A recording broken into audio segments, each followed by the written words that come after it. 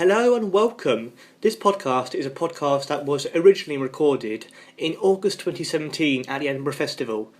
In 2017, my Edinburgh show it was basically just about being depressed. There was one occasion when a guy actually said to me, "Oh, is this show with a depressed man?" And I was like, "Yes, I'll take that as a label." And then halfway through the show, he stood up and went, "Well, I'm fully depressed," and just walked out. And I was like, what else? What were you expecting from the show, mate? But because my show was about depression and anxiety and I guess mental illness generally, I was approached by a charity, Health in Mind, who asked if I'd be able to raise some money on some days through the festival, through my bucket collections. And I thought, yeah, that's both a nice thing to do, and also I will pop down and I will interview someone who works there, because I thought it'd be nice to find out more about what they did and why the charity works in the way it does. So that's what I did, and so this is an interview from back in 2017, but it's a really lovely chat and I really hope people do enjoy it. So I throw my heart into the spare room, throw my heart into the spare room, throw my heart into the spare room, and I hope there is spare room for you. I'm in the Health in Mind HQ here with Doreen, who is eating a biscuit currently. I'm munching my way through a chocolate straw.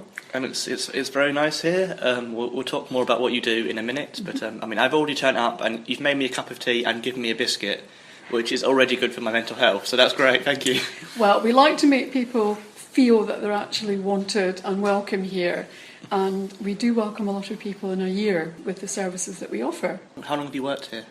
Well, I've worked for Health in Mind for 5 years, but the organisation actually started 35 years ago, and this is actually a really special year for us because it's our 35th anniversary. Happy birthday. Thank you very much. I should get you a present, really. What would you like? Well, I think your presence here is just absolutely fine. That's our present. Oh, what a lovely comment. That's beautiful. Well, to have a star of the Fringe here is rather excellent. Star of the Fringe, wow. I think I've oversold to you how successful I am at comedy, but thank you. I've been reading your reviews. Oh, bless you. Thank you very much. So yes, you were just telling me how you want to do stand-up. Well, I'm just saying I'd be terrified to do stand-up. It's. But why do you think that? Why you said you've done a lot of public speaking, but you think stand-up would be a lot scarier? Why is that? I suppose with public speaking, you're following not quite a script, but it's not about you, and a lot of comedy is about you. It can be quite personal, and I'm not sure my life's that funny, to be honest with you. Well, what have you done? What have I done? Let's find out a bit more about the person behind the public face. About me? Yeah, about Doreen. Well, find out about Doreen. What have I done in my life? I was an editor of a specialist magazine for 10 years, which was all to do with about landowning. And from there, I worked for a conservation charity, Scottish Wildlife Trust. And then I was 13 years with the Scottish Society for the Prevention of Cruelty to Animals. It's interesting because I was involved in launching the first UK campaign to look at the links between cruelty to animals and human violence. But on the back of that, also how good animals are for our health and our mental health as well. Oh, lovely. So it's all good things. But I've been with Health in Mind now for 5 years, and it's the most amazing organisation. Health in Mind doesn't just change lives, it actually saves lives as well. And to see and hear the people that use our services, where they've been and where the good place they end up is just brilliant. Aww. I'm so proud of our organisation. Yeah. I'm the communications manager here, and I do meet our service users, but I'm not a counsellor, and these are the guys that really do the most amazing work. Shall I tell you a wee bit about our services? Well, Health in Mind, we deliver a variety of services for different NHS boards and also for different local authorities. And it varies from guided self-help, which is for mild to moderate depression, stress and anxiety. And that's a brilliant thing because it helps you to identify where your stresses lie and also to think differently about how you can keep them under control. So it's teaching you a different way of thinking. And it's not a service where there's a one-size-fits-all remedy is very much tailored to the individual, and it's very, very specific, and that's been great. That's very important, because I know lots of people who have had experience of things like depression and anxiety or whatever, and often what puts them off from going to, say, a normal doctor is they're scared they will get the one-size-fits-all thing that won't actually help them or suit them. It might actually make them worse. So that's really important. Well, the good news is a lot of GPs actually refer people to Health in Mind. Good. And for instance, we've got we specialise in trauma counselling, and we have a very unique service which anyone in Scotland can use. And the brilliant thing about it is it doesn't matter where you live. So you're not just Edinburgh based? No, we're not. Have you got chains all over Scotland then? No, we have. This is our Edinburgh base, and we offer services here. We have different bases in Midlothian, East Lothian, and the Borders.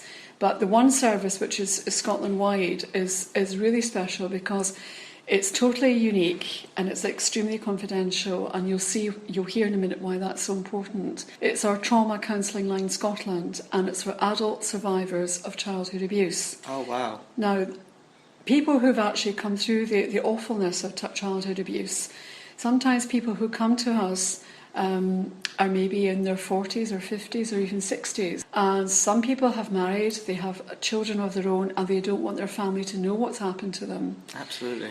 They also don't want to be seen by local people going to access mental health services. Yeah. So basically they can engage with the Trauma Line, Counselling Line Scotland, and all you need is a telephone line. And it's not a helpline as such. It's much, much more than that. It's proper case managed counselling. If you engage with that service, you're allocated your own counsellor, and that means that's the only person you ever speak to, and you never have to repeat what's happened to you. And of course there are different areas of child abuse. There's sexual abuse, there is the spiritual abuse, there's different types of abuse, and anyone who's suffered from that can use this service, and it's free to use as well, and it's very successful. That sounds fantastic to me. But we also run in Midlothian, we run a very successful suicide prevention service for men, and it's called the Share Project. It's very important. And that's been fabulous, and I've done quite a lot of work with the Share team, and they're brilliant. And interestingly, a lot of the guys that have come to that service haven't come through their sort of GP, they've come actually through citizens' advice. Oh, okay. And we've worked to train the people there to identify whether other things might be going on, because sometimes you guys don't speak about your feelings very well. No, that's a very big issue among. Well, I think isn't it suicide's the biggest killer of men under 25 or something like that? You're absolutely right. And and sometimes, I mean, people are like icebergs, where you see 10% and 90% you don't see. So the normal reaction if somebody asks you how you are is, I'm fine, but you may not be. And it's to try and work with people so they can talk about how they're feeling. I did some work with a major supermarket, in a major UK supermarket.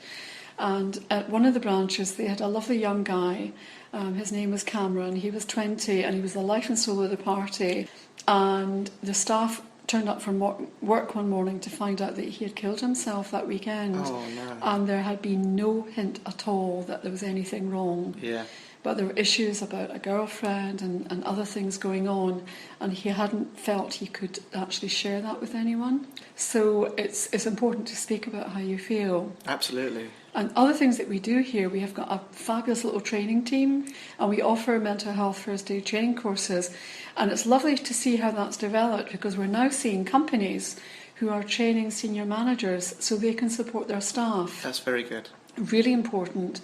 And it's to know the signs where someone is maybe struggling, and it's actually to help people to use that phrase, are you okay?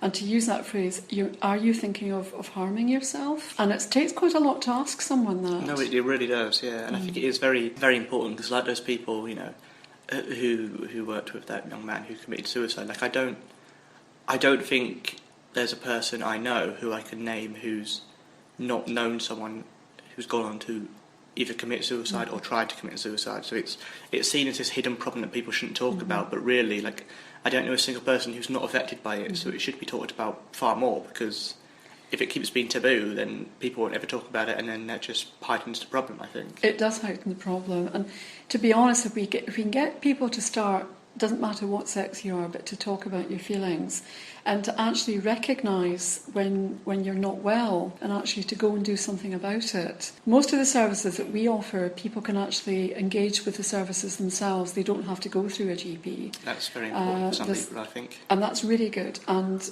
we have what we call our Rediscover service, and that has been absolutely amazing. And this is where if someone has suffered from mental ill health and they're at the stage of recovery when they want to get out and about again, if you've been ill, it's the hardest thing in the world to put your coat on and go out, and it's like, where Absolutely. do I go? So we will match people with a trained volunteer, a befriender, and they'll normally start off, as we're doing, with a cup of tea or coffee and just a wee get to know you chat and find out what people have liked doing and to try and reconnect with the things they like to do. So if somebody like to go swimming, let's head for the swimming pool. Yeah. If they liked art galleries or going to the cinema, and we've had some wonderful things happen with that, where people get back into their life and then they can move on and move up again and back to where they were, which is really, really heartening. That sounds lovely. But information too is really important. At Health and Mind, we've got a cracking information centre here, which is open 5 days a week, and we run really brilliant websites which are area specific for Edinburgh, Mid Lothian, East Lothian, West Lothian. And we call them the space websites. We've got Ed Space, Mid Space, East Space, West Space. And so you could type into the Ed Space website, I'm looking for all organisations in Edinburgh that deal with postnatal depression. Up they all pop. But there's also, they're updated 5 days a week. So we highlight training that's available or events that are available, and we do a news roundup and we send out an e-newsletter to people who sign up for it. But what we do is valuable and really, really, I think, very exciting because we know we can make a difference. We've got about 100 members of staff and we have just under 300 volunteers. Really? Wow. And I've got great news which we're going to be doing some press on shortly. So this is an exclusive. This is an exclusive. Oh, exciting. You heard it here first. Health and Mind have been awarded for the third time the Investing in Volunteers Award. Oh, really? And congratulations. Thank you very much. And that comes from our volunteers giving feedback to Volunteer Scotland. And it's been so positive. We put such a value in our volunteers and we provide them with training, which they really do appreciate and value. And we've had some wonderful volunteers, and people come here and sometimes people volunteer because they've been unwell and it's part of their getting better and maintaining their wellness. Some people use it for work experience, but we've had great things happen. We had a young chap, Alistair, who had graduated from as a lawyer. He got his law degree, and he came and said, I want to volunteer and I want to organise a fashion show for you. Oh. And we hadn't done that before. So off Alistair went, and his first day here, within an hour, he had booked Jack Wills in Edinburgh to provide the models and the clothes and the venue. So day 2 he was in, he got a really posh catering company to provide the canapes and the gin cocktails. Oh, wow. And the hardest part of organising it was finding the chairs. Yeah. And he eventually spoke to the Sheraton Hotel, who'd had a big refurbishment. And, I mean, Alistair would have charmed the burst of the trees. And he was amazing. And it ended up with the Sheraton lady said, and when would you like them delivered? And it was the most amazing evening. Fantastic. And I think everyone that was part of that really enjoyed it. But we've had an event at the Stand Comedy Club in Edinburgh. Okay. Which would be dear to your heart. Absolutely, yes. Which was really excellent. And we've got a golf tournament coming up. Oh, wow. So there's all these things happening with volunteers help us to organise. That's really cool. So it's all good stuff, and it's very vibrant. There's an awful lot going on here.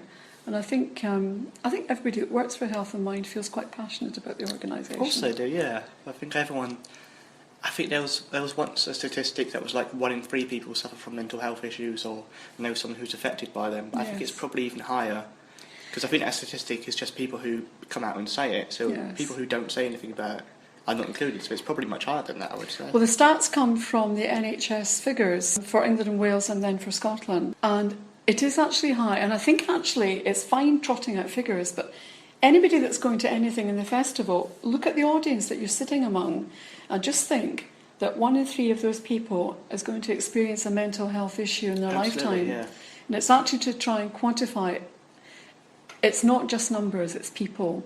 Yes, and then definitely. It's not just the individuals, it's the ripple effect, the people that are in their lives. So if someone is ill at home, it can be parents that are affected, or it can be children, or brothers and sisters, and this whole ripple effect. Or the partner, or, Yes. whatever, everyone really, or their friends and all that, things like that, It's really hard, and we try and support the carers as well. So our information team do really well on that side, and we also have free information afternoons, all sorts of subjects. And we've covered OCD, we've covered hoarding, we've done benefits, because there's huge issues about the changes to benefits, and that's providing, giving people all sorts of stresses and lots of worry, and that concerns us because sometimes people are quite fragile when they're starting to recover, and we need to support them as well as we can, but it's just sometimes there are all these stresses in the background. I mean, that's what I think is so cruel about all the cuts to the benefits, because people on benefits, I'd say, a vast chunk of them probably already have, maybe depression or anxiety because they're not in a great way financially. So then when they get even more cuts, it feels like you're kicking a dog when it's down. Absolutely. It's really, really cruel and horrible. It's not helping people to move on and up. It's actually... It's keeping them down, isn't it? And it can hurt people very badly. Absolutely. And I think it's important, not just organisations like Health and Mind, but as individuals, to support our friends that are going through things like that. But certainly we see people who are really very unwell or are very distressed, but we believe in helping people to live the life they want to live, and they're not defined by their mental health issue, and they can live a life again. And we've had some fantastic results, which are brilliant, because it's people moving on with their lives and being happy. Lovely stuff. And so you said a while ago about you ran a night at the Stand Comedy Club. What would you think about the link between comedy and mental health? Because obviously there's sort of the trope of there being the sad comedian, the tears of the clown and all that stuff. Do you think it's useful for comedians to talk about mental health issues? Because that's kind of a trend I've seen at the festival. I talk about depression in my show, and I've seen the past few years, like Richard Gadd last year talked about his experience of abuse and things like that. So do you think that's really important as a thing? I think it's really important, because the fact that someone is billed as a comedian attracts people in the audience, but the fact that someone can talk about mental health issues, you talk about depression, it's being talked about. This is good news, because instead of it being swept under the carpet, people just, can't speak about that. It's actually making the subject, is bringing it into the public domain. It's making it easy to talk about. Yes. Really, really important. And I can't stress that more strongly. At the BBC stand, tent in Edinburgh for the festival, on Monday there was an event which was storytelling, and a lot of it was about mental health using humour. And Douglas Nicholson, who was our chairman, and he's also a psychotherapist, he was there to actually comment on it afterwards, and I'm waiting to hear about when that's going to be broadcast. But, lovely. But it's really important, and I think you as a comedian are doing so much good, because there could be someone there that you touch that maybe was in quite a dangerous place, that maybe something you say will make them go out and seek the help that they need, and not just burying their head or doing something which would be awful. So would you say I'm a superhero then? Is that what you would say? I can just see you in a cape and tights. Fantastic. I'll wear them tomorrow. And there's a phone box along the road, Fantastic. Oh, that sounds wonderful. And what can I say? Whoosh. So what, you may have already covered it, but what would you say is the difference that Health in Mind, that would you say you do a lot of different things to charities like Mind or Sane or other charities, or would you say you're sort of very similar? We all offer different services, and the way that the system works, our services are delivered under contract to people like the Scottish Government, City of Edinburgh Council, Midlothian Council, to different groups. So we all offer different things. Yeah. And everyone is important and vital, because at the end of the day we're working with people Absolutely. that are seeking help, and we are all here to deliver that help. And it doesn't matter how it's delivered. I mean, we have a horticultural group in Midlothian called Rowan, which stands for Respect Our Woodland and Nature. Oh, okay. And that is absolutely brilliant. I am a life member of the Rowan Project. I'm very proud of that. I'm the very first one. Showing off a bit now, but fair enough. Absolutely. And why not? Oh, it's brilliant. And Rowan actually helps people to achieve wellness and to maintain it. And actually, they've done some cracking work as well. They created the community garden in the new community hospital in Midlothian, and it's beautiful. But they also were asked to take on a project in Dalkeith, which is a town near Edinburgh. There's a really old church there called St Nicholas, and at the back of the church, it's very, very old, amidst all these ancient gravestones that go back to the 1700s, there's a very rusted iron gate. And through that is there is a walled garden that was derelict for 100 years. So when the chap who runs the project, Phil, was asked to go and look, he couldn't get in. So it was like Raiders of the Lost Ark and whacking your way in with a bush knife. But you should see it now. The Round project team have worked on it, and it's beautiful. It sounds magical, to be honest. Well, there are raised beds, but there's also really old varieties of apple trees there. Oh, lovely. And one of the chaps who's ex-army, the old Victorian greenhouse was dangerous, so that had to be demolished. But the brick base, beautiful Victorian bricks, he's laid them as a herringbone path. And it's just the most great place ever. Oh. And you see people, they're maybe quite withdrawn when they first arrive, and they're given a wee bit of work to do, and then everybody stops for a cup of tea and a biscuit. And then as the weeks go by, you see the sparkle come back to their eyes. Oh, that's fantastic. And it's great. And sometimes the team, with our Midlothian project, there's a huge social element attached to it. So people make friendships, and we've had some great stories. And I have to tell you about Michelle. Okay. Right, Michelle is in her mid-20s, and she has very, very mild learning difficulties. And her dad died when she was a wee girl. Aww. And her mum died just a few years ago, and she was really not in a good place. So she moved house to be near her sister in Midlothian, but she was still not in a good place, and her GP suggested that she come to our service in Midlothian. So she did, and she joined the Round project and got into the gardening. And Michelle said to me, it helped me get my mojo back. Oh, there we so go. About two or so years ago, she decided she was going to start swimming again. So she joined a local swimming club and did really well. And she qualified for the last Special Olympics. Oh, fantastic. So she went off to America, and oh boy, did she do well. She came back with a bronze, a silver, and a gold medal. Oh, that's amazing. And her smile would have lit up the whole of Scotland. And that's just wonderful. And it's lovely to know that... What a lovely story. Well, we had a wee part to play in that. Yeah. And then when they make the film of her life, you're someone who's going to play you.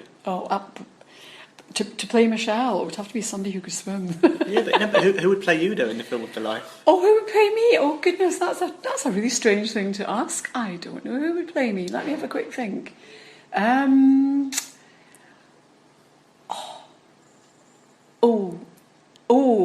What's her surname? I like her as an actress. Yeah. Olivia, she was in Broadchurch. Olivia Newton-John. No. Oh dear, I can't remember her name, but she's a cracking actress. And she's got a brilliant smile. She's got quite a twinkly smile. Just like yourself, there we go. Oh, thank you for that. Perfect. Oh, that is kind. Thank you. And good luck with the rest of the show, Tom. Oh, thank you. I wasn't fishing for that. Yeah, that's a really lovely story about her going to the Olympics and doing well. That's fantastic. It is a brilliant story, and we did a big splash in one of our Sunday newspapers, and we've worked with such amazing people. And as I say, it's how lives change. I'll just tell you quickly about Liz, who's one of the other ladies who used our service, and she told her story to one of the newspapers as well. Liz had been married for over 30 years, and her husband just dropped dead at her feet. Oh, no. And she wasn't dealing with his death very well. She was grieving, but she was angry, and there was a whole mixture of emotion. And she couldn't share her feelings with her children. They were grown up, but she was the adult. She felt she had to deal with it. Yeah, you still have that paternal instinct yes. to sort of, protect them, and you have to be strong for them, and you want to keep doing that. And over the next so many years, she kept going to her husband's grave, and I'm talking about like 3 times during the night, and all the taxi drivers knew her. She'd be going at 2, 3, 4 in the morning, so they would sit and shine the headlights on the gravestone to make sure she was safe. They all knew her. And she was thinking about ending her life, and she'd gone to see her GP, and he referred her to our service in Midlothian. And she's funny when she talks about it, because she's in a good place now. She said, and I didn't really want to go there, but I went to please my daughter because I wasn't like them. She said, but of course I was, and I needed all the help I could get. Anyway, where is Liz now? Liz leads one of the arts and crafts groups. Oh, lovely. We have a big cafe there, and she's one of the volunteer cooks. She's done things like they organised a doggy fashion show, and they all created... That sounds amazing. ...outfits for their pets, which was brilliant. What was the best outfit? I think it was for a wee dachshund, and I'm sure it was yellow, and lots of frills. It was very lovely, and the dog actually seemed to be very happy about it. So would I be. That sounds amazing. Dogs know when they're beautiful, and they strut, and this wee soul was strutting. I think they do, yeah. And the other thing that they do there is that the service users who've all become good friends, they now have, and they do this themselves, Health and Mind isn't part of this at all, but they arrange a long weekend in Blackpool. Aww. And Liz is one of the organisers, and off they go and do things down there. Yeah. And it's great. As I say, it's helping people live the life they want to live. It's so important. Oh, that's fantastic. Sorry, it's all a bit garbly. Is that all right? No, that's absolutely fine. I think stories like that are sort of very important, because it humanises it. You're not just on about, we've helped 50 people. You're saying these are real people, these are real experiences, and this is the difference we've made. And I think that's really important, because then if other people are in a low way, they're like, oh, maybe I should go there. Maybe they'd be able to help me out. And I think it's a very worthy service you do. Well, but every person has a story. I won't know all their stories, but if I tell you that last year I think we dealt with about 2,500 people, so that's a lot of lives that we've had an impact on. Absolutely, yeah. And that can be nothing but good. That's very, very good, yeah. So would you just like to tell people sort of where they can find you, like either on the internet or in the street, or all that sort of social media and real life things? Well, Health and Mind, we have a website, and I'm working on a new website just now. Oh, you do everything, don't you? Woman of many talents. But our current web address will stay the same, so it's www.health-in-mind.org.uk, and you can find our Facebook and Twitter feeds there as well. In Edinburgh, we are at the west end of Princes Street, and I normally guide people by stores. So if you come along Princes Street and you find Fraser's, just keep going in a straight line, and it's Shanwick Place. We're about 40 seconds from Fraser's. So Shanwick Place, we're number 40. And we share our building with a very nice language school called In Lingua. And we're in various places in Midlothian. But we'll always do our best to help people and look and see what we can offer. Just a little question for the end. Like, do you find you get busier during the Fringe? Are there lots of tourists who use your service, or does it have no effect whatsoever? I honestly don't know the answer to that. Okay. I honestly don't. So you don't have loads of sad comedians coming in crying because they've sold no tickets. You don't have that. Not yet. Okay. I might come in next week then. Okay, well, thank you very much. It's been a very lovely chat. Thank you for the tea and the biscuits. Tom, it's lovely to meet you, and thank you for coming in here to see us. I hope there is spare room for you.